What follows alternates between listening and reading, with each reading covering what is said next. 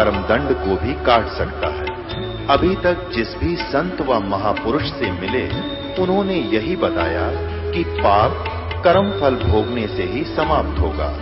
वो प्रभु कौन है जो पाप कर्म को काट देता है, वो काल के बंधन से छुड़वा देता है। उसका क्या नाम है, पूजा की विधि क्या है? कृपया अवश्य सुनिए जगत गुरु तत्वदर्शी संत रामपाल जी महाराज के अमृत वचन। मालन जब बेर तोलन लगी तो तोलते जो एक बेर पलड़े में तो नीचे गिर गया, तखड़ी के उस तुला के एक पलड़े से नीचे एक बेर गिर गया। मालन तय का मेरा और सुल्तान का मेरा, दोनों एक बेर के ऊपर दोनों हाथ धर रहे हो। वो का मेरा, सुल्तान का सुल्तानी अदम का मेरा, जो पलड़े में तुले पाछे गिरा उन्होंने ना पहला पड़ा है। अब परमात्मा कहते इतनी अकल इस जीव में। इसी तो मालन में बुद्धि 2.5 लाख की जो तीर एक शेर एक नए पैसे का बेर को ना उस पर लड़न लाग रही, 2.5 लाख की जूती मिल रही फिर भी बकवाद करे, फिर भी बेईमाना लोभ। और उधर से राज भी छोड़ आया, 2.5 लाख की जूती भी दे दी और एक बेर पर फिर भी लड़न लाग रहा मूर्ख। वो यह बुद्धि उसके अंदर। तब परमात्मा ने एक दड़ाक दे रहा उसके मुंह पर, ने बोला रहा के छोड़ा ने काम निकम्मे तने, राज भी छोड़ा भगवान पाने के लिए। क्या छोड़ा तने हैं? 2.5 लाख की पावड़ी, 1 पैसे का बेर और अदम सुल्तान तने किया के छोड़ी मेर, क्या छोड़ा लोग तुझे? तब चरणा में पड़ गया, नो बोला भगवान मारी तो इतनी बुद्धि है परमात्मा, हम तो कति तुच्छ बुद्धि के जीव है, हमारे मकल को नहीं, मालिक अकल होती तो हम क्या इतने कष्ट उठाते। अक्षमा करो आपके दास को, ग्रहण करो, बहुत होली मेरे साथ आगे सहन नहीं होगी। तो परमात्मा ने कहा नाम ले बेटा, और नाम ले और जाइब अपना राज कर। ज्ञान सुनाया खूब डट के 2-3 घंटे उसको, और जाए भक्ति करो, राज भी करे। ने बोला नहीं, ईब राज नहीं होगा परमात्मा, या तो ज्ञान नहीं देना था। अब राज नहीं होगा आपके दास से, मैं तो अपनी लकड़ी तोड़ के और बेच के गुजारा कर लूंगा, तेरा गुणगान करूंगा प्रभु। बच्चे सियाने हैं, आप संभालेंगे उसे राज ने। अब उन आत्मा देखना क्या होता है, भगवान ने नाम दे दिया, संभालते रहे उसको। अब वो बलख बुखारे का बादशाह जा रहा था, रास्ते में जब आगे चल पड़ा नाम लेकर, बेचारे को ठिकाना ढूंढ लो, भगवान तो अंतर्ध्यान हो गए उसको उस नाम नूम दे के। तो वहां रात्रि वर्षा होने लग रही, तो ऐसे उस क्षेत्र में वर्षा बहुत कम होती थी। तो वहां वर्षा हो रही, ठंडी ठंडी हवा चल रहा है, वो भीग गया। उसने सोची तेज हवा चला है, रात का समय हो गया। एक झोपड़ी थी एक व्यक्ति की, गरीब से व्यक्ति की, उसके पिछली साइड में बैठ गया हवा की ओट लेके कि हवा ना लगेगी, सर्दी कम लगेगी। तो वो जो मियाँ बीबी रहे थे उसमें, उस झोपड़ी में अच्छी वर्षा ने, वो एक गाय ले रहे थे, बस एक गाय धन था उनके पास, और 1-2 किला एकड़ 1-2 बीघा जमीन थी, 2-4, उसमें अच्छा वर्षा होने से घास घूस बढ़िया हो गया, गाय का चारा हो गया। तो दोनों जने बतलावे रात ने, क्या कहें कि अच्छा 10 किलो तो दूध गाय दे रही है और बढ़िया वर्षा होगी, अच्छा घास चारा हो गया, अपने तो ठाठ हो गए। तो बाद उसका पति कहता है अपने तो इसे ठाठ हो गए, बुलख बुखारे के बादशाह के भी ना होंगे, क्योंकि बुलख बुखारे का जो बादशाह इब्राहिम सुल्तान था वो बहुत वेल नोन हो गया था, धन में ठाठ बाट इतने थे। जब चला करती उसकी सवारी, घर से बाहर निकलता था सैर सपट्टे के लिए, तो आगे पाछे घोड़े और बैंड बाजे तो उद्वस उतर जाया करता, इतने साजबाज से। कहते इंद्र भी शर्मा जाता था उसके ठाठ बाट को देखकर। तो वो एक टूटी सी झोपड़ी वाला और एक गाय जिसमें 5-4 किलो 10 किलो दूध दे दी दोनों टाइम, और उसमें ने कहा अपने से ठाठ हो गए हैं, बुलख बुखारा के बादशाह के भी ना होंगे। अब उस बादशाह ने सोची भाई यो अच्छा बॉडी पूछ ला, इसने भी समझा दो, निकम्मा बताई इस थोड़े से इसने ठाठ मान रहा है। तो अपने आप को थोड़ा सा छुपा के कहने लगा, सुबह जब हुआ वालेकुम सलाम करी, प्रणाम किया उनको। तो दोनों बोले भाई कौन है तू? मैं तो कौन हूं बाद में बताऊंगा, पर आप जो सारात ने क्या कह रहे थे वो एक बार फिर दोहराना। क्या कह रहे थे कि आप कह रहे थे इसे ठाठ तबलक बुखारे के बाद से कि भी कोई ना तो कि सुना था भाई। वो बोला मैं तुम्हारी झोपड़ी के पास से बैठा था, ठंड लगी थी, मैंने कपड़ा मेरे पास था नहीं। फिर वो समझाने लग गया भाई परमात्मा की भक्ति करनी चाहिए, गुरु जी से नाम दिलाऊंगा तुमने और भगवान की भक्ति करो। यो के ठाठ एक गाय एक पत्नी ने तू सब कुछ मान रहा है और मैं हूँ बलक बुखारे का बादशाह भाई, भगवान के लिए मैंने राज त्याग दिया। और वो पता था उसने बैठो इतनी और औरतें थी मेरे पास, इतना घोड़े थे, इतनी गायें थी। तब वो अज्ञानी प्राणी क्या कहता, वो झोपड़ी वाला ने बोला पहले तो तू मुझे बलक बुखारे का बादशाह नहीं लगता, और जब तू इब्राहिम सुल्तान तेरे जैसा बुद्धू मूर्ख नहीं जो राज छोड़ा और मैंने के शिक्षा दी है, चल अपना काम कर। तब उस बलक बुखारे के बादशाह ने कही थी कि रांडी ढांडी नात जाए ये नरकइये काग, और बलक बुखारा त्याग दिया थी कोई पचली लागे। ये तो नालायक किसी एक औरत है और एक गांव बांध रहा है, इस समय ठाठ मान रहा है, इस समय कति मौज मान रहा है, हर भक्ति के आसपास नहीं, इसके बुद्धि में भी नातिर मुझे कहता चल चल, और कहते हैं बलक बुखारा छोड़ दिया भाई थी कोई पचली लागी। ने बोला कोई मेरे पिछले संस्कार थे जो मेरे ऊपर मालिक ने मेरे की नरक में तो निकाल दिया। तो पुण्यात्माओं कहते हैं एक चोट सिधारिया जिन मिलन दाचा, क्या बताते हैं 18 लाख तुरा जिन छोड़ी पद्मनी 16 संस, एक पलक में त्याग गए वो सतगुरु के हंस। 18 लाख घोड़े छोड़ दिए, 16,000 रानी, 18 लाख तुरा माने घोड़ा, 18 लाख तुरा जिन छोड़ी पद्मनी 16 सहंस, एक पलक में त्याग दिए थे वो सतगुरु के हंस। तो पुण्यात्माओं आप जो भक्ति मार्ग पर लगे हो, जिन्होंने सब विकार त्याग दिए और भगवान में आस्था होगी, कोई तुम्हारी पिछली लाग थी। कहते हैं रांडी ढांडी नात तुझे ये नरकइये काग, और बलक बुखारा छोड़ दिया मैंने थी कोई पिछली लाग। तो आपकी कोई पिछले संस्कार है जो परमात्मा ने आपको शरण में दिया है, और अब चूकियो मत ना समझा है तो सिर दर पाऊं बहुर नहीं रे ऐसा दाओ। सत साहे कर जोरूं विनती करूं, धरूं चरण पर शीश,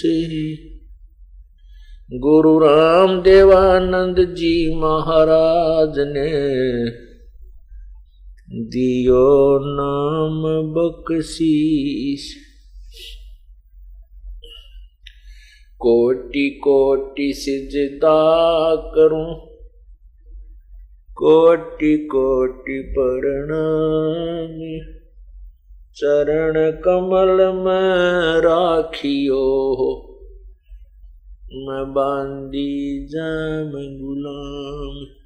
गुरु जे तुम ना बोलियो, चाहे लाख लोग मिल जाए, हमसे तुमको बहुत है, तुमसे हमको नाई।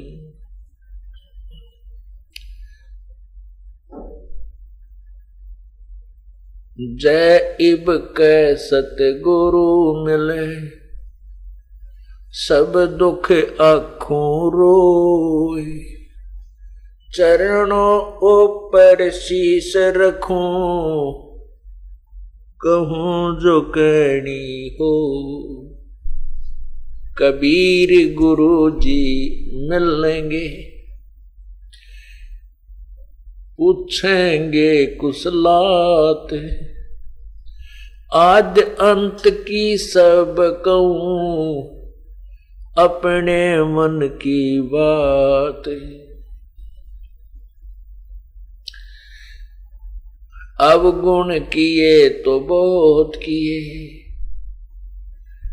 करत न मानी हारे, बावे बंदा बख्श दियो, बावे गर्दन उतारी। अवगुण मेरे बाप जी, बख्शो गरीब नवाज। जो मैं पूत कपूत हूँ, बोहर पिता को लाज। मैं अपराधी जन्म का, नक्सक भरे विकार। तुम दाता दुख भंजना, मेरी करो संवार। कुत्ता तेरे दरबार का, मोतिया मेरा नाम। गले प्रेम की रस्सी, जहाँ खेचो तो जाऊं। तो करो तो बावड़ू, और दूर दूर करो तो जाऊं। जो राखो तो ही रहूं, जो देवो सो खाऊं। बंदी छोड़ दयाल जी, तुम तक हमारी दौड़े। जैसे कागज जहाज का अब, सोजत और न ठोरे।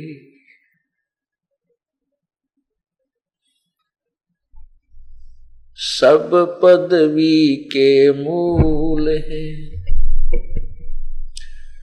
सकल सिद्धि है तीर। दास गरीब सतपुर से भजो, अवगत कला कबीर। बंदे तो करे बंदगी, जे चावे दीदारे। अवसर मानुष जन्म का भाई, ये मिले न बारंबार। मानुष जन्म पाके, जो नहीं रटे हरि नाम। जैसे कुआं जल बिना, बनवाया किस काम। लूट सको तो लूटियो, राम नाम की लूटे। पीछे फिर पछताओगे, प्राण जहांगे छूटे।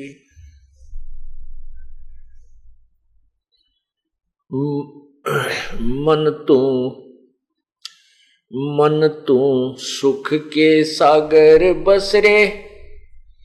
भाई और ना ऐसा जसरे। मन तू सुख के सागर बसरे, और न ऐसा यसरे।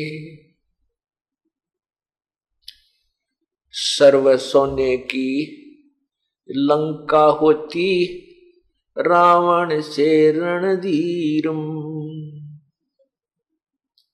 सर्व सोने की लंका होती, रावण से रणधीरम।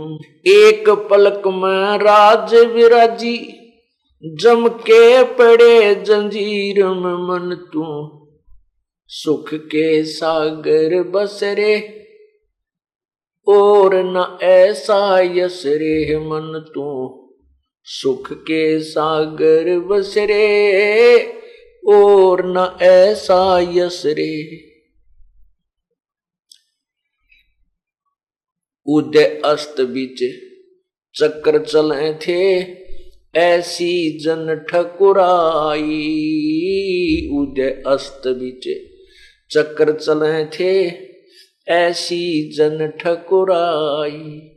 चुन करी शिश्वर कल्प करी, तब खोज न पाया राई। मन तू सुख के सागर बसरे, भाई और न ऐसा जसरे। मन तू सुख के सागर बसरे, और न ऐसा जसरे। दुर्योधन से राजा होते संग इकोतर बाई। दुर्योधन से राजा होते संग इकोतर बाई। 11 सोनी संग चले थी देही गीद न खाई। मन तो सुख के सागर बसरे और न ऐसा यस रे। मन तो सुख के सागर बसरे और न ऐसा यस रे।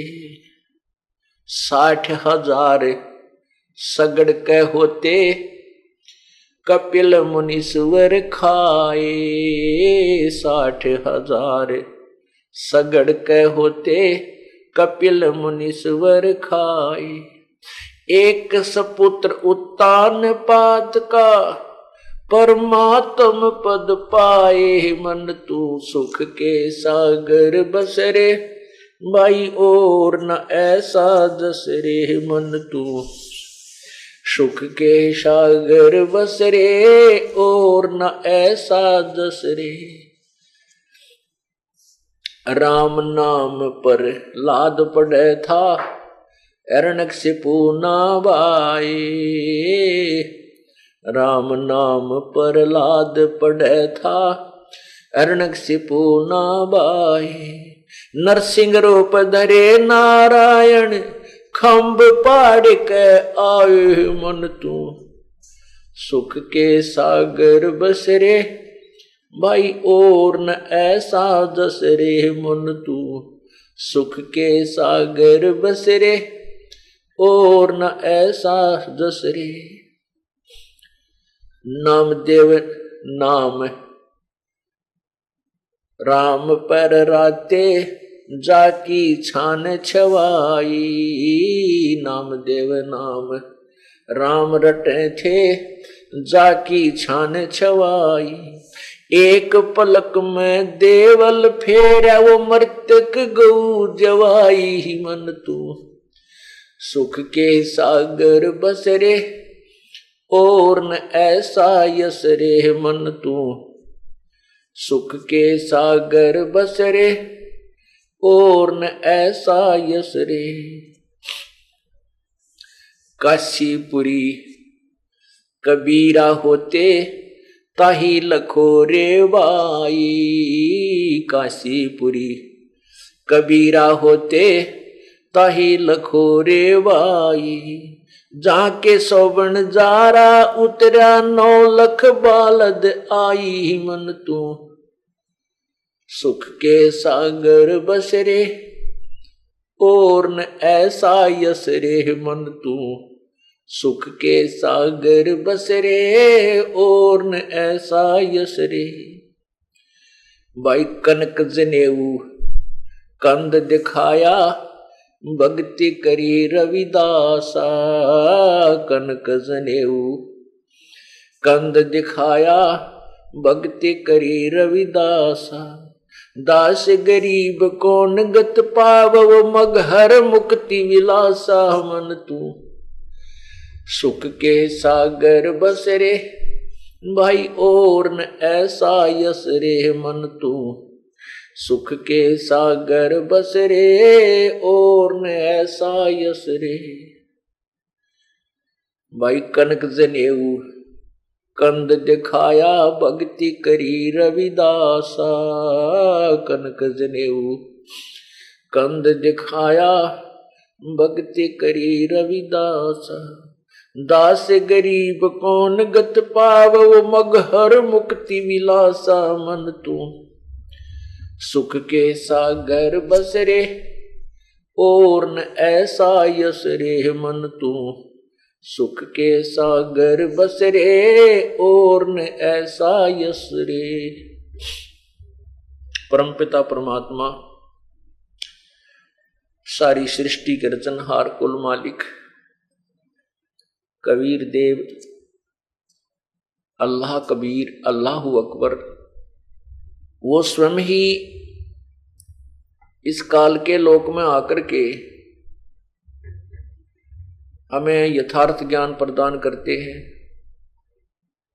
और जिस अज्ञात स्थान का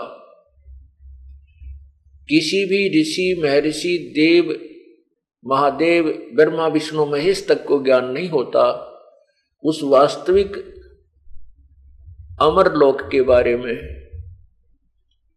हमारे निज घर, ये जो हमारा वास्तविक स्थान है, उसके विषय में वो परमात्मा स्वयं ही बताते हैं।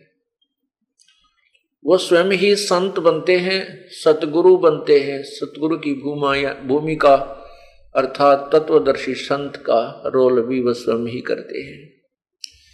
एक भक्त में कैसे गुण होने चाहिए, एक दास कैसा होना चाहिए, वो भी भूमिका परमात्मा पूर्ण रूप से स्वयं ही निभाकर हमें एक उदाहरण देते हैं, हमारे लिए एक अनुसरणीय एग्जाम्पल, उदाहरण बनकर जाते हैं। और वह स्वयं परमेश्वर भी होते हैं। अब वो हमें बता रहे हैं आकर के, आदरणीय गरीबदास साहिब जी को वो परमात्मा अपने सतलोक लेकर गए, उन और ऊपर के सब ब्रह्मांडों के विषय में सब जानकारी दी, उनको आंखों दिखाया, फिर अपने सतलोक दिखाया। इन सब के तुलनात्मक तरीके से गरीबदास साहिब को पूर्ण ज्ञान दिया और फिर उनकी आत्मा को वापस छोड़ दिया। उसके बाद उस पुण्य आत्मा गरीबदास जी साहिब ने क्या बताया है, परमेश्वर कबीर जी द्वारा दिए गए ज्ञान को कैसे उच्चारण किया है। मन तू मानस, मन तू सुख के सागर बस रे भाई, और न पहुर न ऐसा जस रे। जस मीन यश, यहां पर कितनी ही महिमा किसी राजा की या किसी धनवान व्यक्ति की कितनी महिमा बनी रहे, ये महिमा अस्थायी है। जैसे किसी व्यक्ति की पूर्व जन्म की कमाई के कारण कोई चमत्कार भी हो गए हैं, उस महापुरुष के अनुयायी भी बहुत से बन गए हैं और उनकी यादगार भी बनी हुई है उस संत महात्मा की, और आज तक उस पे फूल चढ़ाए जाते हैं उसके, उनके द्वारा कोई चमत्कार, कोई लीला की हुई उनको याद करके। लेकिन उस संत की साधना ठीक नहीं थी, जिस कारण से वो पूर्व जन्म की कमाई से कुछ ऐसे अद्भुत करिश्मे करके चला गया। उसके आधार पर बहुत से लोग प्रभावित होकर उसी के पद चिन्हों पर या उसी का अनुसरण, उन्हीं की पूजा में लग गए। तो वो बहुत दोषी हुआ, क्योंकि स्वयं भी सर्वविरुद्ध साधना की करके 84 लाख योनियों को प्राप्त हो गया। आज बेशक उसके गुणगान जनता करती रहे, लेकिन वो जीव सुखी नहीं है जिसने शास्त्र अनुकूल साधना नहीं की, और शास्त्र अनुकूल साधना ना करने से वो सतलोक नहीं जा सका। जो सतलोक नहीं पहुंच सका वो फिर 84 लाख योनियों में ही भटकता रहता है। आपको बहुत से प्रमाण मिले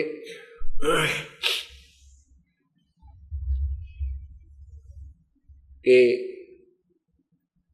ऐसे ऐसे महापुरुष हुए हैं जिन्होंने बड़ी अच्छी साधनाएं की, स्वर्ग चले गए, वहां पर देव का रूप धारण की पदवी पाई, अपने पुण्यों को समाप्त करके फिर मर्तलोक में आ गए, यही 84 लाख योनियों में भरम रहे। अब यहां पर कितने ही पैसे वाला व्यक्ति रहा हो, उसके विषय में बता रहे हैं कि मन तो सुख के सागर बसरे, सुख के सागर, जहां पर कोई कष्ट नाम की, कोई दुख नाम की वस्तु ना हो, उसको सुख का सागर, जैसे समुद्र में दृष्टि फैलावे, जहां तक दृष्टि जाए वहां तक सुख, उस सागर यानी जल ही जल होता है। ठीक इसी प्रकार सत्यलोक में सुख ही सुख है, वहां कोई कष्ट नाम की वस्तु नहीं है, कोई कष्ट नहीं है। तो यहां बताते हैं मन तो उस सुख के सागर बसरे, और नहीं ऐसा यश रे। यदि तू ये अपनी भक्ति ठीक करके सतलोक में स्थान प्राप्त कर गया तो इसके बराबर कोई भी यहां उसकी महिमा नहीं है। जैसे उदाहरणार्थ देते हैं, भाई सर्व सोने की लंका होती रावण से रणधीरम, सर्व सोने की लंका होती रावण से रणधीरम, एक पलक में राज विराजीवो जम के पड़े जंजीरम, मन तू उस सुख के सागर बसरे और न ऐसा यश रे। रावण की कितनी महिमा थी। लंकापति रावण इतना पैसे वाला था कि सारी सोने के महल बना रखे थे। लंका को सोने की ईंट बनवा के और उसकी इमारतें बिल्डिंग्स बना रखी थी। इतना पैसे वाला था। कहते हैं रावण की लंका में हीरे और मोती ऐसे बिका करते जैसे यहां हिंदुस्तान में बाजरा और ज्वार मंडियों में बिकता है। इतना धनी व्यक्ति था। और फिर सत साधना ना करने से, सतलोक की साधना ना मिलने से क्या हुआ कि एक पलक में राज विराजी, राज्य से विराज यानी राज्य रहित हो गया। और आगे क्या हुआ, जम के पड़े जंजीरम। कहते हैं फिर इस काल के कर्म बंधन रूपी वो जंजीर अर्थात वो बेड़ी से जकड़ा गया। यहीं पर 84 लाख योनियों में कष्ट उठाने के लिए रह गया। सर्व सोने की लंका होती रावण से रणधीरम, एक पलक में राज विराजीव जम के पड़े जंजीरम, मन तू सुख के सागर बसरे भाई और न ऐसा जसरे। दूसरा उदाहरण बताया है, उदय अस्त भी चक्कर चले थे ऐसी जन ठकुराई, चुनक ऋषिश्वर कल्प करी तब खोज न पाया राई, मन तू सुख के सागर बसरे भाई और न ऐसा जसरे। उदय अस्त अर्थात पूरी पृथ्वी पर शासन करता था कौन, एक मानधाता चक्रवर्ती राजा था। उसका पूरी पृथ्वी पर शासन था। और 72 अक्षौणी सेना थी उसके पास, 72 अक्षौणी। एक यूनिट होती है अक्षौणी, उसमें अलग अलग भिन्न भिन्न प्रकार से उसमें हर तरह के सैनिक होते हैं। इतने घुड़सवार होते हैं, इतने रथ होते थे, कुछ उसमें जो है हाथी होते थे, कुछ पैदल सेना इतनी होती थी। ऐसी उसकी एक यूनिट की, एक डिवीजन का ऐसे संख्या होती थी, उसको 1 करोड़ मानकर चलते हैं।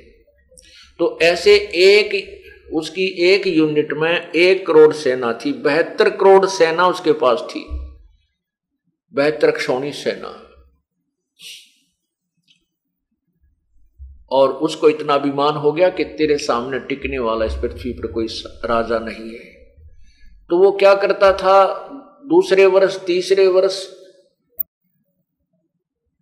कुछ सैनिकों के साथ एक घोड़ा छोड़ देता था। घोड़े के गले में एक साइन बोर्ड लगा दिया जाता था, इस्तार, एक पंपलेट टांग दिया जाता था लकड़ी की तख्ती पर, एक तख्ती पर लिख करके एक बोर्ड पर, उस पर लिखा जाता था कि ये घोड़ा मानधाता चक्रवर्ती राजा का है और जिस भी अन्य नरेश को मानधाता चक्रवर्ती की अधीनता स्वीकार ना हो वो इस घोड़े को पकड़ ले, बांध ले और युद्ध के लिए तैयार हो जाए। इस दृष्टिकोण से प्रतिवर्ष की तरह जो भी उन्हें फिक्स समय रखा था 2 वर्ष का या 4 वर्ष के बाद वो ऐसे करता था। उसने ऐसा ये घोड़ा छोड़ा, उसके गले में वो एक पंपलेट टांग रखा था। तो उसने उस घोड़े को छोड़ दिया और वो घोड़ा घूमता हुआ, सैनिक उसके साथ थे, ऐसे ही दूसरे राजाओं के राज्य को पार करता हुआ जा रहा था। किसी ने घोड़ा नहीं पकड़ा। राजा की अक्षमता जो उस पर लिखी हुई थी, 72 करोड़ सेना, इसको देखकर सबके छक्के छूट जाते थे। कोई भी राजा से युद्ध करने को तैयार नहीं हुआ। एक चुणक नाम के ऋषि ये अपना हठ योग कर रहे थे, वेदों के अनुसार साधना कर रहे थे, साथ में हठ योग भी कर रहे थे। आपको बहुत बार समझाया है और आगे भी समझाते रहे, क्योंकि आप विद्यार्थी हैं और प्रत्येक सत्संग में विद्यार्थी अर्थात श्रोता बदलते भी रहते हैं, कुछ पुराने होते हैं। अब जैसे वेदों और गीता जी में स्पष्ट किया है कि जो हठ योग करते हैं, एक स्थान पर बैठकर हठ योग करके साधना करते हैं, वो मूर्ख राक्षस स्वभाव के व्यक्ति कहा गया है। अब ये ऐसा क्यों है? अब ऋषि जी वेद भी पढ़ते थे और साधना भी फिर हठ योग करके ऐसे समाधि लगाने की चेष्टा करते थे, जबकि किसी भी शास्त्र में समाधि हठ योग करके करने को नहीं कहा। गीता जी के अध्याय 3 में स्पष्ट किया कि अर्जुन, यदि तू एक स्थान पर बैठकर हठ योग करके साधना करता रहेगा तो तेरा निर्वाह कैसे होगा? इसलिए कर्म संन्यास से कर्म योग उत्तम है। कर्म योग का अर्थ होता काम करते करते परमात्मा की भक्ति करना। कर्म तो उसने ऋषियों ने ऐसा क्यों करना शुरू किया? ये हठ योग क्यों किया? क्या कारण रहा कि ये काल भगवान जो है ब्रह्म ज्योति निरंजन, ये जानबूझकर मिसगाइड कर देता है। वेदों में और गीता का ज्ञान तो सही दिया है, लेकिन अपनी भी बीच में ये टांग अड़ाता ही रहता है। जैसे श्री ब्रह्मा जी को इसने एक आकाशवाणी की, तप करो तप करो, तपह तपह, तपो तपो कर वाक्य सुनाया और लोक रचो बल मेरी माया। ज्योति निरंजन ने जब ब्रह्मा जी कमल के फूल को ऊपर बैठाकर सचेत किए थे, ज्योति निरंजन ने जब वो सचेत हुए तो उसने देखा मैं कमल के फूल पर बैठा हूं, हर तरफ जल ही जल है, कहीं पृथ्वी नजर आ नहीं रही, अब मैं क्या करूं? तब आकाशवाणी की ज्योति निरंजन ने कि तप करो तप करो। अब इसने उस काल भगवान की उस आकाशवाणी को पूर्ण परमात्मा की मानकर तपस्या की। 1000 वर्ष तक तपस्या करता रहा। तपस्या के बाद फिर कहा लोक रचो बल मेरी माया, अब तो प्राणियों की रचना कर, उसमें सिद्धि दे दी। लोक रचन एक सिद्धि है, सो ब्रह्मा को दीन। अब ब्रह्मा जी को बाद में वेद मिले, उन वेदों को पढ़ा, उसमें से ओम नाम सिलेक्ट कर लिया। यजुर्वेद अध्याय नंबर 40 के मंत्र 15 में स्पष्ट किया है कि ओम कर्तु समर, किल्वे समर और कर्तुम समर। ओम नाम का जाप विशेष कसक के साथ जाप कर, ओम नाम का जाप अपना परम कर्तव्य समझकर जाप कर, ओम नाम का जाप काम करते करते जाप कर। तो ब्रह्मा जी ने और अन्य ऋषियों ने वेदों से ओम नाम ले लिया कि ओम नाम ही पूर्ण परमात्मा का है, जबकि ये ओम नाम ब्रह्म का है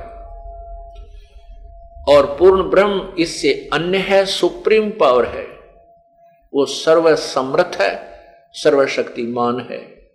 उसकी साधना वेदों में वर्णित नहीं है, उसका ज्ञान अवश्य है। परमात्मा पूर्ण ब्रह्म ने स्वयं कहा अपने 100वें वेद में कि वेद हमारा वेद है, मैं वेदन में नहीं, और जौन वेद से मैं मिलूं वो वेद जानते नहीं। पूर्ण ब्रह्म कबीर परमेश्वर ने, कबीर देव ने, अल्लाह अकबर ने स्वयं कहा है कि वेद मेरा ही भेद दे रहे हैं। पर मैं वेदों से नहीं मिलता, क्योंकि उसमें मेरी प्राप्ति की विधि नहीं है। और जिस वेद से मैं मिलूं वो वेद जानते ना, उस सवसम वेद से मैं लिखे हुए क्रियाओं से मैं प्राप्त हूं, वो इन चारों वेदों में नहीं है। तो इन हठ योग करना शुरू किया। उस आधार पर के ब्रह्मा जी को भगवान का आदेश था तप करो। उधर से वेदों को पढ़ा, वेद भी भगवान का आदेश है, वेदों में ओम नाम लिखा है, वो भी करो, यज्ञ भी करो। तो इन्होंने इस प्रकार ऋषियों ने हवन आदि भी प्रारंभ किए, साथ में हठ योग करके समाधि भी लगानी प्रारंभ की। ओम नाम का जाप भी जपा। ओम नाम के जाप से परमात्मा प्राप्ति नहीं है। गीता जी अध्याय नंबर 11 के श्लोक 47-48 में स्पष्ट किया है कि अर्जुन, ये मेरा वास्तविक रूप है जो तूने देखा, काल रूप, 1000 भुजा, 1000 सिर, बहुत से ये नजर दिखाई दिया तुझे, तो ये मेरा काल रूप है, मैं काल हूं। ब्रह्म जो गीता बोल रहा है और कहता ये मेरा रूप, जो मेरे दर्शन न तो वेदों में वर्णित विधि से, न किसी जप से, न तप से, न किसी भी क्रियाक्रम से मेरे दर्शन, मेरी प्राप्ति नहीं हो सकती।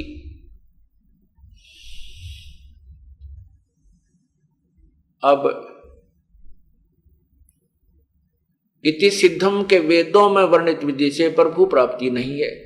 उससे अन्य लाभ हैं, जैसे ब्रह्मलोक की प्राप्ति होगी, जो बड़ा सबसे बड़ा होटल है, उस रेस्टोरेंट में, वो सुप्रीम रेस्टोरेंट है इस एक ब्रह्मांड का, उसमें वो अच्छे कमाई किए हुए, ओम नाम की कमाई किए हुए साधक ब्रह्मलोक में जाते हैं। और उसी में नकली सतलोक, अलखलोक, अगमलोक, अनामी लोक तक की इस काल ने झूठी रचना कर रखी है, जिसको एक पंथ विशेष सतलोक के गुण गाता है और उसको कह का पता नहीं वो सतलोक कौन सा है, कैसे जाया जाता, उनकी साधना भी गलत है और लाखों करोड़ों लोगों को भ्रमित कर दिया इस काल के द्वारा दिए हुए झूठे ज्ञान से। इस काल ने एक नकली स्थान बना रखा है, सतलोक की रचना की हुई है, नकल की है सतलोक की, और अपने जाल में जीवों को फंसा। वो ब्रह्मलोक के अंदर रचना की है। तो ओम नाम के साधक, और जैसे प्रसंग चल रहा है चुनक ऋषि का, तो ऐसे जो साधना करते थे उनको ब्रह्मलोक प्राप्ति होती है। और यहाँ का एक हार्ड एंड फास्ट रूल और है कि जैसे कर्म प्राणी करेगा वो भोगने पड़ेंगे। जब तक पूर्ण परमात्मा की साधना नहीं मिलती, तत्वदर्शी संत नहीं मिलता, तब तक किए हुए कर्म का भोग, पुण्य और पाप प्राणी को दोनों ही भोगने पड़ेंगे, भोग कर ही समाप्त होंगे। और पूर्ण परमात्मा सत्पुरुष की साधना तत्वदर्शी संत से 3 नाम के जाप से जो की जाएगी, उससे उसके पाप विनाश हो जाएंगे, केवल पुण्य रह जाएंगे। और पुण्यों का भी फिर प्रतिफल हम इस काल को दे देंगे, हम सतलोक चले जाएंगे, यहाँ की कोई सुविधा प्राप्त नहीं करेंगे। तो इस प्रकार जो ब्रह्मलोक में चले जाते हैं ब्रह्म के साधक, वेदों के अनुसार साधना करने वाले। फिर इस काल ने एक और जाल फैलाया है कि ये जो भी साधक किसी भी रूप में, जैसे वेदों के ओम नाम का जाप कर रहे हैं, और फिर वो प्रार्थना करता है भगवान मुझे दर्शन दो, दर्शन उसको होते नहीं, क्योंकि वो उसने कसम खाई है कि मैं अपने वास्तविक रूप में दर्शन नहीं दूंगा। तो वो क्या करता है, ब्रह्मा के रूप में, किसी को विष्णु के रूप में, वो काल किसी को शिव के रूप में दर्शन देता है समाधि में। जब वो हठ योग कर रहे होते हैं तब वो किसी को शिव रूप में दर्शन दे देता है। तो वो साधक समझता है कि ये शिवजी जो है, ये तमोगुण शिव, तमोगुण जो शंकर महेश है, वो समझ लेता है कि यही भगवान है, ये हमें बहका रहे हैं, यही परमात्मा है। तो वो साधक फिर उस त्रिलोकीय काल के पुत्र उस शिव को भगवान मानकर उस पर आश्रित हो गया। अब वो किसी को विष्णु रूप बनाकर दर्शन दे देता है, क्योंकि ये उस ब्रह्मलोक के अंदर स्वयं भी 3 रूपों में रहता है, अलग अलग रूप धारण कर लेता है, जब चाहे जौन सा रूप बना लेता है। तो वो समाधि लगा रहा था जो योगी, वो भी प्रार्थना करता है भगवान दर्शन दो, तो वो विष्णु रूप में दर्शन देता है। इसलिए वो साधक, वो ऋषि विष्णु जी को भगवान मानकर, शिव काल के पुत्र को और उसी पर आश्रित हो जाता है, औरों को भी कहता है कि विष्णु ही पूर्ण परमात्मा है, ये सतगुण विष्णु ही भगवान है। इसलिए और विष्णु कहता है कि फिर विष्णु जी से पूछते हैं तो उसको पता भी नहीं होता कि मैंने किसको दर्शन दिए। तो विष्णु जी जब कहता है कि मैंने अपनी मां से पूछा था और मां ने कहा है दुर्गा ने कि वो तो निराकार है, केवल प्रकाश दिखाई देता, तो विष्णु उन सबको ऐसे कह देता है। ब्रह्मा भी फिर यही कहता है और शिव भी यही कहता है कि वो साकार नहीं है, निराकार है, वो अव्यक्त है, वो किसी के सामने नहीं आता। तो इस प्रकार परमात्मा को निराकार मान लिया गया, क्योंकि वेदों में वर्णित विधि से प्रभु की प्राप्ति हुई नहीं। और जिसको ये भगवान मानते हैं ब्रह्मा, इस काल को, ब्रह्म को, तो उसने वो सामने नहीं आ सकता उस वास्तविक रूप में, उसने कसम खाई है, इसलिए वो ब्रह्मा विष्णु शिव के रूप में दर्शन देता है। इस कारण से इस ब्रह्मा विष्णु महेश जो ना पूजने वाले थे, इनकी पूजाएं प्रारंभ करवा दी काल ने। इसलिए गीता जी के अध्याय नंबर 7 के श्लोक 12 से 15 तक स्पष्ट किया है कि ये तीनों गुणों से जो कुछ भी हो रहा है उसका मूल कारण ब्रह्म कहता है, काल कहता मैं ही हूं, लेकिन मैं इनमें नहीं, ये मुझ में नहीं। फिर कहता है ये त्रिगुण में मेरी माया बड़ी दुस्तर है, खतरनाक है, जो मुझको भजते हैं इनसे ऊपर उठ जाते हैं। फिर लिखा है कि जिसका इस त्रिगुण माया के द्वारा जिनका ज्ञान हरा जा चुका है, ये ब्रह्मा विष्णु महेश से ऊपर किसी को मानते नहीं, राक्षस स्वभाव को धारण किए हुए मनुष्यों में नीच दुष्कर्म करने वाले मूर्ख, ये मेरी भक्ति भी ना करते। अब ये काल स्वयं भी फंस गया कि ये वास्तविक रूप में नहीं आवेगा, इसने कसम खा रखी है। ये दर्शन देता है ब्रह्मा विष्णु महेश रूप में, तो इन लोगों अन्य प्राणियों की आस्था इन नीचे वाले ब्रह्मा विष्णु महेश पर ही टिकेगी। इसको ही इन्होंने परमात्मा पूर्ण मान लिया। अब वो भी पछता रहा है कि ये मूर्ख मेरी भक्ति भी ना करते, इन ब्रह्मा विष्णु महेश तक ही सीमित रह गए। और ब्रह्मा विष्णु महेश तक की साधना करने वालों को भी मूर्ख, राक्षस स्वभाव को धारण किए हुए मनुष्यों में नीच दुष्कर्म करने वाले मूर्ख, 4 उपाधि दे रखी है। और फिर 7वें अध्याय के 18वें श्लोक में कहता है ये मेरी पूजा अनुत्तम है, उत्तम नहीं है, क्योंकि जन्म मृत्यु मेरी साधना से भी समाप्त नहीं हो सकती, लेकिन इन अन्य उपासनाओं से मेरी साधना से बहुत लाभ है। जैसे ब्रह्मलोक में की प्राप्त किया हुआ प्राणी बहुत युगों तक उस महास्वर्ग में अपने पुण्यों के आधार पर रह सकता है। और दूसरा जो कॉमन स्वर्ग है या ब्रह्मा विष्णु महेश के लोकों में बने हुए जो होटल है, रेस्टोरेंट यानी स्वर्ग हैं, उनमें बहुत कम समय होता है।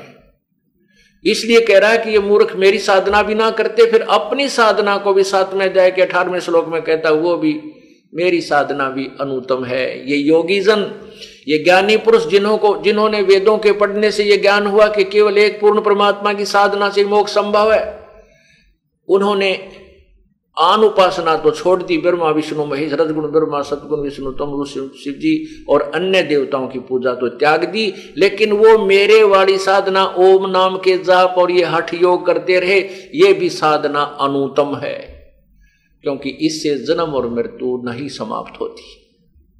और जब तक जन्म और मृत्यु समाप्त नहीं होंगी तब तक हम सुख सागर में नहीं जा सकते, सतलोक नहीं जा सकते।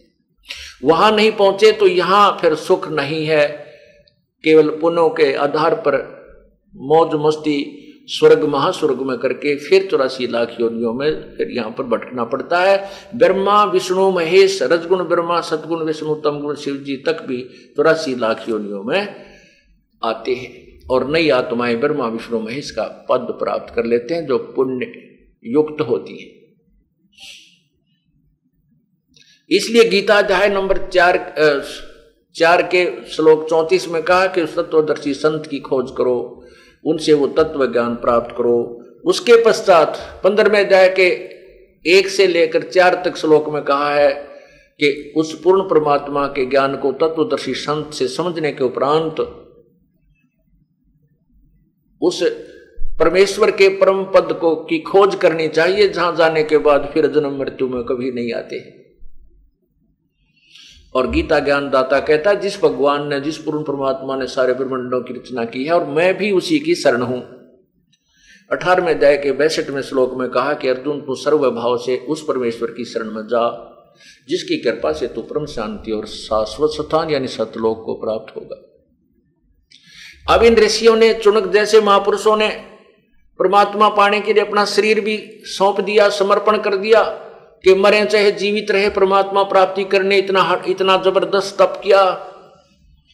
लेकिन कहते हैं भाई वो मैं पेड़ बबूल का वो आम कहां से खाए। अब आम के स्थान पर कीकर बीज कर उसकी पूरी सिंचाई कर रहा है, पूरी उसकी बाड़ बना रखी है, गमला बना रखा है, कितनी प्रयत्न कर ले, लेकिन कीकर के बीज का, कीकर के पेड़ के आम नहीं लग सकते। इसलिए सत साधना यथार्थ नाम की भक्ति करने से ही पूर्ण मोक्ष होगा। अन्य साधनाओं से मोक्ष नहीं हो सकता, अन्य लाभ हो सकता है। चुनक ऋषि जी ने काफी वर्षों तक साधना की, अपना शरीर की भी परवाह नहीं की, सूख के शरीर कांटा बन गया। लेकिन उधर से हठ योग और ओम नाम के जप से सिद्धियां आ गई और उससे जो उसने तप किया उस तप का पुण्य उसको प्राप्त हुआ। एटम बम बन गया, एटम बम सिद्धि का बम बन गया। ये काल ऐसे ही चाल चलता है। अब क्या हुआ कि चुनक ऋषि ने देखा मानधाता चक्रवर्ती राजा के वो सैनिक जा रहे थे, घोड़ा आगे चल रहा था। चुनक ऋषि ने पूछा भाई सैनिकों इस घोड़े के ऊपर सवार क्यों नहीं है, क्या कारण है, क्या ये घोड़ा अस्वस्थ है? तब सैनिकों ने सारी कहानी बताई कि ये राजा मानधाता चक्रवर्ती राजा का घोड़ा है और ये इसलिए खाली रखा जाता है, इस पे कोई बैठ नहीं सकता, राजा ही बैठ सकता है।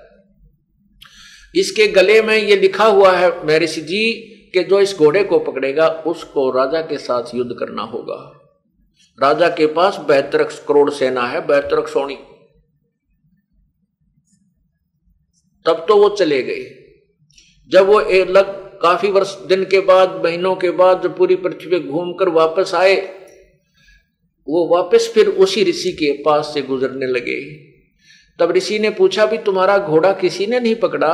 नहीं पकड़ा ऋषि जी, किसी ने नहीं पकड़ा। एक कहने लगा कौन पकड़ सकता है हमारे राजा का घोड़ा, किसकी मां ने दूध पिलाया है और है किसी की हिम्मत? हमारे राजा के पास 72 करोड़ सेना है, इसलिए पूरी पृथ्वी घुमाए, किसी ने हमारे राजा के घोड़े को पकड़ने का साहस नहीं किया। अब देखो परमात्मा परमेश्वर की वाणी यहां याद आती है।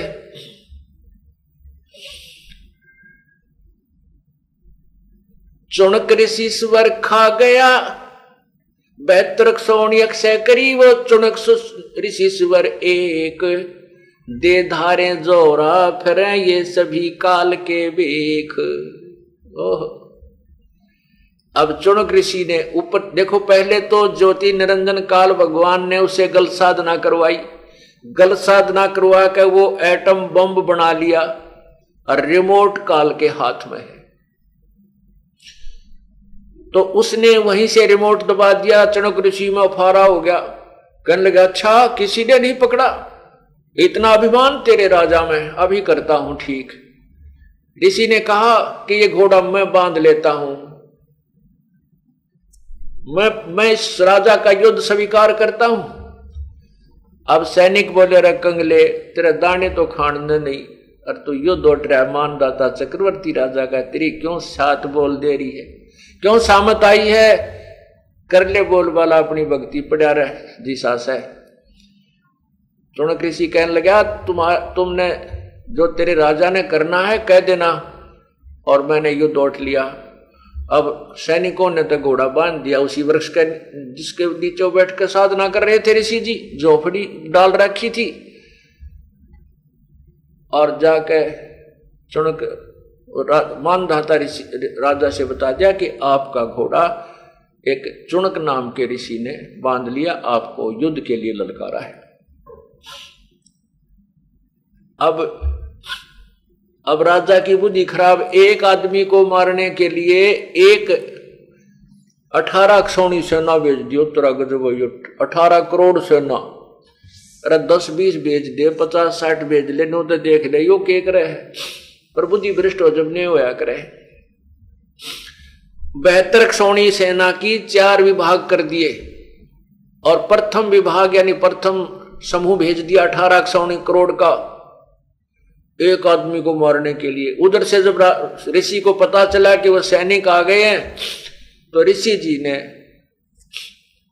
अपने उस कमाई से 4 एटम बम बना लिए। अपनी वचन की सिद्धि से 4 पुतली तैयार की। एक पुतली को आदेश दे दिया, उस पुतली की करोड़ों पुतलियां बन गई और उन्होंने उस 18 करोड़ सेना का विनाश कर डाला, काट दिए सबके सिर। राजा ने दूसरी टुकड़ी भेज दी 18 करोड़ की, ऋषि ने दूसरी पुतली छोड़ दी, अर्थात 4 पुतलियों से यानी 4 एटम बम्बों से 72 करोड़ सेना का विनाश कर डाला। और वो चक्रवर्ती राजा कंगाल होकर के धक्के खाकर मर गया। अब यहां परमात्मा कबीर जी का ज्ञान एक तीर में 2 शिकार कर रहे हैं प्रभु। एक तो कहते हैं उदय अस्तविद चक्र चले थे ऐसी जन ठकुराई, चुनक ऋषि सुअर कल्प करी फिर खोज न पाया राई। के तांडी पाक रहा था राजा मानदाता चक्रवर्ती फूला नहीं समावा था, तेरे बराबर कौन है, ये कर दूंगा वह कर दूंगा। अभिमान का अंत शीघ्र हो जाता है। एक तो ये प्रमाण दिया है, और सारी पृथ्वी का राजा था तो भी बिरान माटी होगी उस पूर्ण परमात्मा की भक्ति ना करने से। सब कुछ यही रह गया, यह पृथ्वी यही रह गई और जितने उसने पाप इकट्ठे किए उसके साथ चले गए। अब दूसरे तीर से क्या शिकार करते हैं, ये तो प्रथम उदाहरण से हमें समझाना चाहते हैं कि आप लोग कितनी तो जहां संपत्ति इकट्ठी कर सकते हो, जिस छोटी सी संपत्ति में आप इतने गर्व किए बैठे हो। जैसे कल आपने सत्संग में सुना था, पूर्व सत्संग में, कबीर कहां गर्बियो ऊंचा देख आवासे, कल पड़े भूमि लोटना तेरे ऊपर उगे घास। एक बढ़िया कोठी बन जाए तो फूला नहीं समाता ये प्राणी, इतनी अज्ञानता भरी है बगैर तत्व ज्ञान के। और यहां प्रमाण करते हैं कि पूरी पृथ्वी का राजा था तो भी ऐसे कारण बन गए, उसकी सब कुछ नष्ट हो गया। जैसे कितना धनवान राजा था लंका का राजा रावण, और उसका भी कारण ऐसा बन गया, सत साधना और मर्यादा में न रहने से विनाश को प्राप्त हुआ। ऐसे ही मानधाता चक्रवर्ती राजा पूरी पृथ्वी का शासक होते हुए भी अंत में दुर्गति को प्राप्त हुआ। राम रटत दारिद्र भलो टूटी घर की छान, वो सुंदर महल किस काम के जहां भक्ति नहीं भगवान। पुण्यात्माओं, इस ज्ञान को गहराई से समझने की चेष्टा करो, तभी आप भक्ति पर लग सकोगे। अन्यथा हम एक दूसरे को देखकर उसकी कोठी बड़ी है मैं भी बना लूं, उसके पास 4 एकड़ जमीन है मैं 20 एकड़ बना लूं, ये तो काल का जाल है, ये तुम्हें यहीं फिर उलझा कर रख देगा। ये ना कोठी संग जानी, ना ये एकड़ ये किले साथ जाएंगे, जमीन के साथ जाएगी आपकी सतभक्ति पुण्य सेवा और किए हुए ये यज्ञ हवन आपके साथ चलेंगे। इनको आप नहीं कर पाओगे यदि आपको ये ज्ञान गहराई से समझ में नहीं आया, इसलिए समझाया जाता है। और दूसरा क्या स्वीकार करते हैं कि जैसे चुनक जैसे ऋषि ने अपना जीवन भी समर्पण किया, लेकिन सत साधना तत्व ज्ञान न होने से, तत्वदर्शी संत के अभाव से इतना मेहनत और प्रयत्न करके भी वो यूजलेस रही, व्यर्थ रही। व्यर्थ क्यों रही? क्योंकि मोक्ष पूर्ण मोक्ष नहीं हुआ। यहां से उसकी कितनी प्रभुता बन जाए, यहां से उसकी कितनी महिमा। ऋषियों में चुनक ऋषि का नाम बहुत आदर से लिया जाता है, बड़े महापुरुष थे भाई। उन्होंने ऐसे मानधाता चक्रवर्ती राजा का अभिमान खत्म कर दिया था, 72 क्षौणी सेना नष्ट कर दी थी। ये तो एक महिमा यहां बन गई उसकी। लेकिन वो महिमा उसके काम नहीं आवे, क्योंकि उसने जो तप साधना की, ओम नाम का जाप किया, इसके हर एक का क्रेडिट अलग अलग मिलेगा। ओम नाम के जाप की कमाई का पुण्य इसको स्वर्ग में, महास्वर्ग में जाना होगा, जाएंगे वहां मिलेगा। तप का राज, तप जो किया उसने, बैठ के हठ योग किया, उसका तप से राज्य मिलता है। ये फिर कभी राजा बन जाएगा किसी क्षेत्र का, वो भी भोग लेगा। स्वर्ग में, महास्वर्ग में अपने पुण्य ओम नाम की कमाई भी भोग लेगा। फिर नंबर आवेगा इन पापों का। कौन से पापों का? जो 72 करोड़ सेना उसने वचन से मार डाली, चाहे कोई तलवार तो मार दो, चाहे जिसके पास जो पावर है उससे वो जीव हिंसा करता है, उसको भोगने पड़ते। और फिर ये चणुक ऋषि बनेगा कुत्ता, टांग टूटेगी, लुचरा होगा, और शर्म में कीड़े पड़ेंगे, जख्म हो जाएंगे, खाज लगेगी, और ये कीड़े इसको नोच नोच कर खाएंगे। वो 72 करोड़ सैनिक अपना बदला लेंगे। तो यहां क्या बताना चाहते हैं? और तीसरा इसमें यह समझाना चाहते हैं, ये काल का जाल है। कैसे? 72 क्षोणी अक्षय करी, वो चुनक ऋषिश्वर एक, ये दे धारे जोरा फिर भाई सभी काल के भेख। भेख माने समूह, जैसे एक ये भेख बने हुए हैं, कोई गिरी भेख है, कोई पूरी भेष है, कोई अवगढ़ भेख है, कोई वैष्णो भेख है, कोई दूसरे भेख हैं। ये अलग अलग भेख, अलग अलग वेशभूषा में जो डिवाइडेड हैं, उनको भेख बोलते हैं। कहते हैं ये दे धारे जोरा माने मौत, या मौत घूम रही है सरेआम। ये ऋषि जी एटम बम बने फिर रहे हैं, न जरा सच कह दे कोई बात उसी को श्राप दे देते हैं। एक बार दुर्वासा ऋषि बड़े तपस्वी और बड़े सिद्ध पुरुष माने गए, और उनसे सब डरते थे कि इनके वचन में बड़ी शक्ति है। एक समय विष्णु पुराण में लिखा है कि दुर्वासा ऋषि जंगल में जा रहे थे। वहां पर एक लड़की एक बहुत अच्छी माला बना करके गले में पहने हुई थी। अब उस ऋषि ने कहा कि ये लड़की ये माला मुझे दे। उस लड़की को पता था कि ये वो ऋषि है, और ऋषि को अगर ना कर दी तो ये ना जाने के श्राप दे देगा। तो उसने तुरंत वह माला का निकाल कर ऋषि दुर्वासा जी को दे दी। दुर्वासा जी ने वह माला अपने सिर पर धर ली, नो इकट्ठी करके नो रख ली। ऋषि दुर्वासा जी जा रहे थे, और इंद्र जी अपने हाथी पर, ऐरावत हाथी पर बैठा हुआ, ऊपर उसके छत्र लिए खड़े हुए, आगे देवता लोग उसके गुणगान करते हुए, और बहुत ज्यादा चल रहे थे सैनिक, वो बहुत समूह चल रहा था, बैंड बाजे बज रहे थे। अब दुर्वासा जी वहां से अकड़ के निकल रहा है, वहां जा रहे थे, तो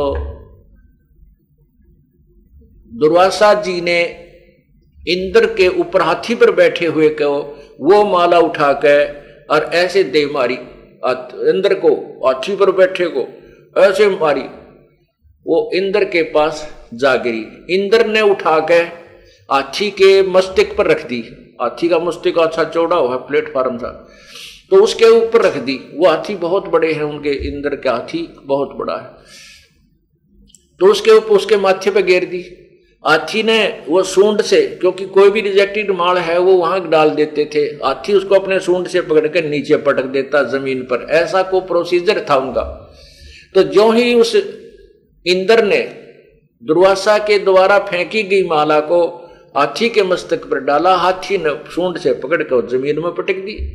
तो दुर्वासा जी ने कर ली लाल आंख, क्रोधित हो गया, अरे अभिमानी, तूने मेरी दी हुई वस्तु को का अनादर किया है, तेरा ये सब राजपाट नष्ट हो जाएगा, तेरा स्वर्ग में तेरा वैभव नहीं रहेगा, तेरा धन नष्ट हो जाएगा। अब इंद्र को पता चला दुर्वासा का वचन यू तो नाश कर दिया, नीचे उतरा, पैर पकड़े, माफी मांगे, कहता है दुर्वासा के पास अक्षमा का खाना नहीं है, जाइए जाइए जाइए, और चल पड़े। उसको श्राप देगा, इंद्र का नाश हो गया, ब्रह्मटी होगी। अब देखो ये ऋषियां के काम है, आप पर तो बकवाद करी, उसका मारी माला फेंक के, अब उसने उसको उठा के हाथी पे धर दिया और क्या करे उस माला का, उसके पास तक कितना धन था इंद्र के पास, ऐसी माला उसके चरणों में पड़ी रहती थी। और हाथी ने वो अपने स्वभाव से नीचे डालना ही था, क्योंकि वो रिजेक्टेड माल उसके मस्तिष्क पर डाला जाता था।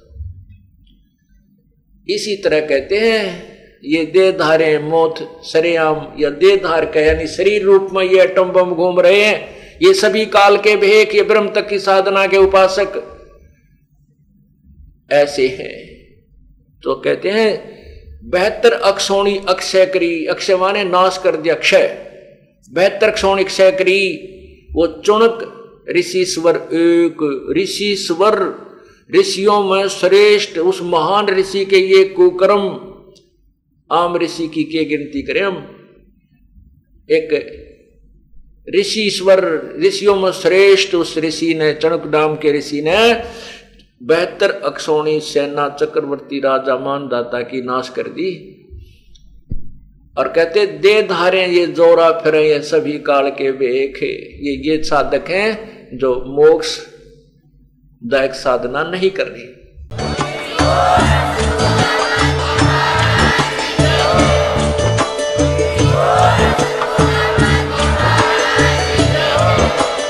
आप सुन रहे थे जगत गुरु तत्वदर्शी संत रामपाल जी महाराज जी के मंगल प्रवचन। अधिक जानकारी के लिए विजिट कीजिए हमारी वेबसाइट www.jagatgururampalji.org। संत रामपाल जी महाराज जी के शुभ आशीर्वाद से पूरे विश्व भर में 500 से भी ज्यादा नाम दीक्षा केंद्र हैं, जिन पर संत रामपाल जी महाराज जी द्वारा ऑनलाइन निःशुल्क नाम दीक्षा दी जा रही है। अपने नजदीकी नाम दीक्षा केंद्र का पता करने के लिए संपर्क करें 8222880541।